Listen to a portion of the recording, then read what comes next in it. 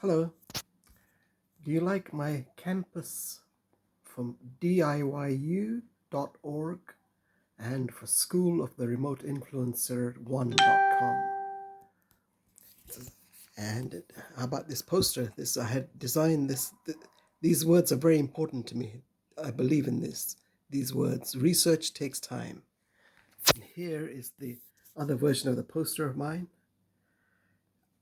I can send you the PDF version or the JPEG version so that you can download it, well, so that you can have a poster made if you like. There's my poster. So the idea is that I'm going to be running my different web projects from diy-u.org and from School of the Remote Influencer 1.com and through Project the Remote Influencer. I want to probably sell these projects because I have ongoing health issues. I've had a heart attack in February of 2021, bowel cancer in 2017. I'm not an able-bodied person at present.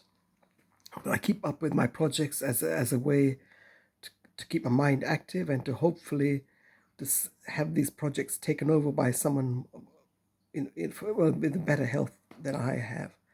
And so I can either have these projects turned into actual tangible businesses, or I can sell them so that I can retire.